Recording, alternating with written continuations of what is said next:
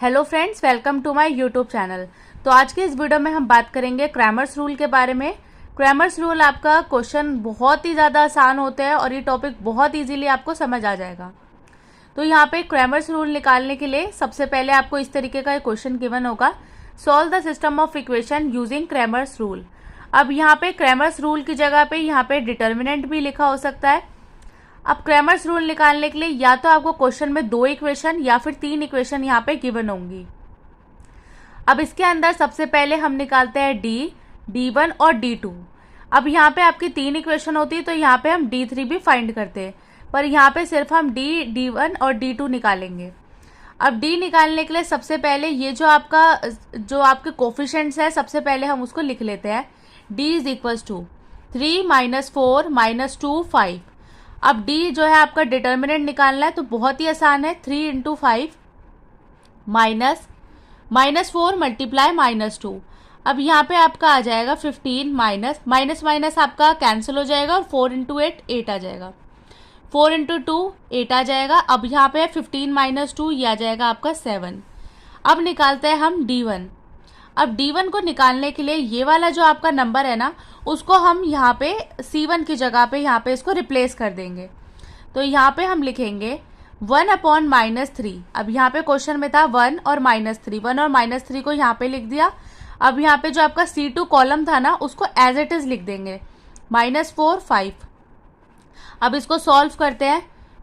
5 - 4 3 = 12, तो यहाँ पे आ जाएगा आपका -7। अब हम निकालते हैं D2 निकालने के लिए भी बहुत इजी है। तो ये वाला जो आपका नंबर है ना 1 और -3, इसको हम यहाँ पे लिख देंगे C2 के यहाँ पे, और ये जो आपके नंबर है इसको एज इट इज यहीं उतार देंगे, 3 और -2। अब इसकी मल्टीप्लाई करते हैं, -9 - 2 प्लस हो जाएगा क्योंकि इसके पास में 2 माइनस जो है वो ऑलरेडी है। अब 9 में से 2 को जब लेस करेंगे तो यहाँ पे आएगा 7 और यहाँ पे साइन जो है वो बढ़ेगा लगेगा। इसके बाद में अब ये जो आता है आपका नंबर, तो D आया है आपका 7, D1 आया है -7 और D2 आया है -7। तो ये वैल्यूज हमने फाइंड कर ली।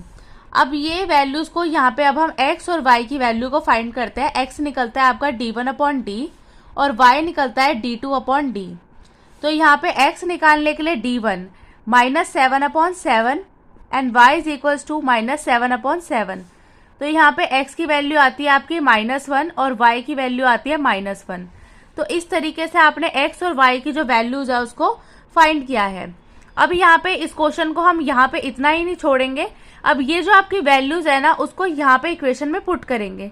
अगर यहाँ पे LHS और RHS आपका इक्वल आ जाता है तो इसका मतलब ये है कि आपने x और y की जो वैल्यूज फाइंड की है वो बिल्कुल सही निकाली है। तो यहाँ पे जो आपकी इक्वेशन थी ना 3x - 4y is equal to 1, यहाँ पे -1 को पुट करते हैं तो ये हो जाएगा आपका -3 और यहाँ पे हो जाएगा +4। अब यहाँ पे क्या आएगा आपका 1 के इक्वल आ गया, तो मतलब ये आपका बिल्कुल ठीक है। अब इसको हम सेकेंड इक्वेशन के अंदर पुट करते हैं, -2x + 5y - 3। तो ये हो जाएगा आपका 2 - 5 दैट इज -3। तो इसका मतलब है आपने दोनों इक्वेशन से जो आपकी वैल्यूज है वो बिल्कुल ठीक निकल के आई है। तो ये जो आपका है क्रैमर्स रूल, इस तरीके से हम इसकी वैल्यूज को यहाँ पे फाइंड करेंगे। वैल्यू फाइंड करना बहुत ही आसान है। सबसे पहले हमने यहाँ पे सबसे पहले वाले कोफिशिएंट्स लिख दिए हैं, 3 - 2 - 4 और 5। अब यहाँ पे D निकालना बहुत आसान है। डिटर्मिनेंट को नॉर्मल तरीके से यहाँ पे सॉल्व कर लेंगे। D1 निकालने के लिए जो आपके बाद वाले नंबर होते हैं ना, इज इक्वल्स के बाद वाले, उसको यहाँ पे पुट कर देंगे और D2 निकालने के लिए यहाँ पे 2 की जगह पे पुट कर देंगे, C2 के यहाँ पे पुट कर देंगे। अब हम लेते हैं यहाँ पे दूसरा क्वेश्चन। तो यहाँ पे हमने बुक का क्वेश्चन नंबर 2 लिया है, जिसके अंदर आपको फाइंड करना है क्रैमर्स रूल लगा के इस इक्वेशन की x और y की वैल्यू को फाइंड करना है। तो सबसे पहले हम निकालेंगे यहाँ पे D निकालेंगे 5 - 10 1 - 2। यहाँ पे इसको मल्टीप्लाई करेंगे, 5 × -2 -1 × -10, 5 2 = 10, साइन लगेगा माइनस का, माइनस प्लस हो जाएगा, 10 से कैंसिल होके आ जाएगा 0। अब हम निकालते हैं D1, 4 8 -10 -2। यहाँ पे मल्टीप्लाई करेंगे -8 प्लस 80 इज इक्वल टू 72।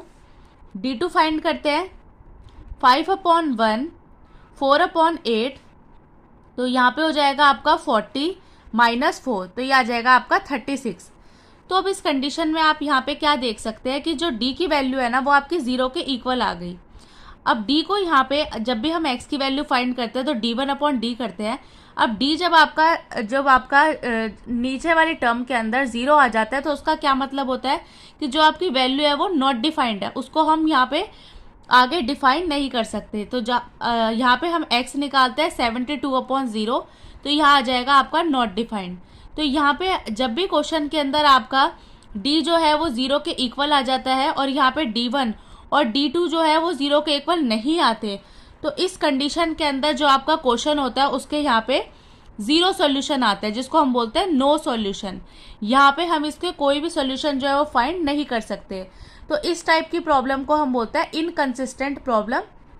और यहाँ पे आपका D तो 0 आ गया बट D1 और D2 यहाँ पे 0 नहीं आए, इसका मतलब है इसके आगे जो क्वेश्चन के यहाँ पे जो सोल्यूशन है x और y के वो हम यहाँ पे नहीं निकाल सकते। तो यहाँ पे आंसर आएगा नो सॉल्यूशन। अब हम लेते हैं आपका एग्जाम्पल नंबर 3।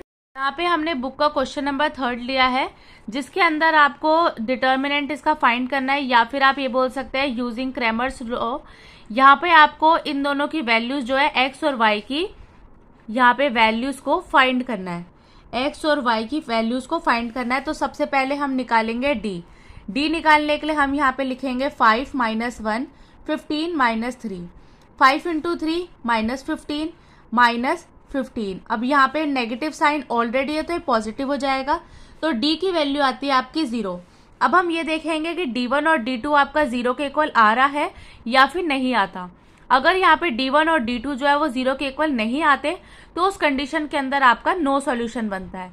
अब हम देखते हैं D1 और D2 की वैल्यू, तो ये आ जाएगा आपका 7 - 1 21 - 3, तो इसको मल्टीप्लाई करेंगे तो आपका आ जाएगा -21 + 21, तो यह आ गया आपका 0। D1 भी आपका 0 आ गया। अब हम निकालते हैं D2 निकालने के लिए यहाँ पे हो जाएगा आपका 5 15 7 21, तो यहाँ पे आता है आपका 105 - 105 दैट इज 0, तो D2 भी आपका निकल कर आया है 0। तो अब यहाँ पे आप देख सकते हैं कि आपका जो D था वो भी 0 आया है, D1 भी आपका 0 आया है, D2 की भी वैल्यू आपकी 0 आई है। तो इस कंडीशन के अंदर आपका आता है इनफाइनाइट मैनी सॉल्यूशन। तो यहाँ पे हम बोल सकते हैं कि जब भी जो हमारा D है, मतलब ये जो आपका D1 है, तो D1 भी 0 आ रहा है, D2 भी 0 आ रहा है, तो इसके अंदर आपके बहुत सारे सॉल्यूशन जो है वो निकाले जा सकते हैं। बट अगर आपका D1 और D2 जो है वो 0 ना आए, 0 के इक्वल जब भी वो नहीं आते, तो उस कंडीशन के अंदर आ जाएगा। तो इससे क्या होता है, आपका जो वैल्यू है वो क्या आ जाएगी, नॉट डिफाइंड। तो जब भी आपका इस टाइप की कंडीशन बनेगी तो आ जाएगा आपका नॉट डिफाइंड। तो यहाँ पे अब हम देख सकते हैं इस कंडीशन के अंदर, अब यहाँ पे हमें पुट करते हैं x की जगह पे k। अब इससे क्या होगा, इस इक्वेशन में हम x की जगह पे k पुट करेंगे। 5x - y = 7, अब यहाँ पे पुट करते हैं 5k - y = 7, तो ये हो जाएगा आपका y 7 - 5k। तो यहाँ से नेगेटिव जो है वो कॉमन ले लेते हैं, तो ये आ जाएगा आपका, ये वैल्यू आपकी निकल कर आती है y की। तो ये वैल्यू आपकी y की निकल कर आती है। अब ये जो आपका k है ना वो एक आर्बिट्री फंक्शन है, वो एक आर्बिट्री वैल्यू है। यहाँ पे आप 1 2 3 4 कुछ भी पुट कर सकते हैं, जिससे आपका y जो है वो निकाला जा सकता है।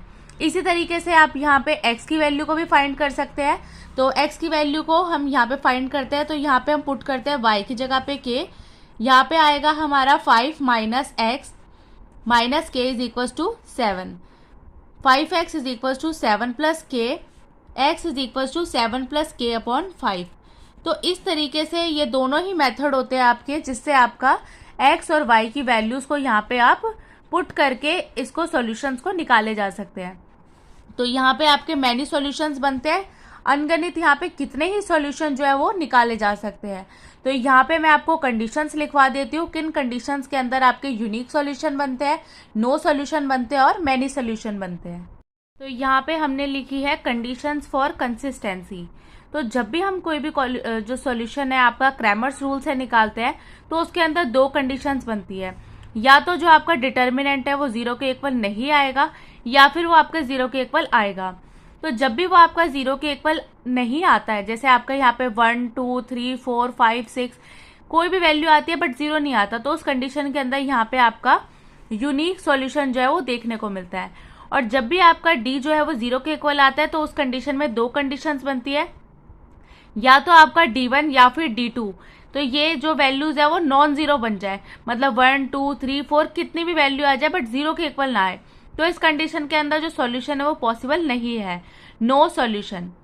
अब यहाँ पे आता है आपका D1 भी 0 हो जाए, D2 भी 0 हो जाए, तो इस कंडीशन के अंदर आपके मैनी सॉल्यूशंस निकाले जा सकते हैं और इसके लिए आपको यहाँ पे k वैल्यू जो है वो पुट करनी पड़ेगी आपकी इक्वेशन के अंदर। तो इक्वेशन के अंदर जब भी आप k वैल्यू को पुट करोगे तो इसके बाद में x और y की जो वैल्यूज है यहाँ पे आप निकाल सकते हैं। तो ये थी आपकी कंडीशंस आपकी कंसिस्टेंसी की। तो आज की वीडियो में बस इतना ही। आज की वीडियो में हमने कंसिस्टेंट वाले टॉपिक को किया है। अब नेक्स्ट वीडियो में हम यहाँ पे इनकंसिस्टेंट सॉल्यूशन को सॉल्व करेंगे। आज की वीडियो में बस इतना ही। वीडियो अच्छी लगी हो तो प्लीज़ लाइक करें, चैनल पे नए हो तो आप सब्सक्राइब करें और आप मेरी वीडियो को ज़्यादा से ज़्यादा शेयर करें। Thank you so much for watching.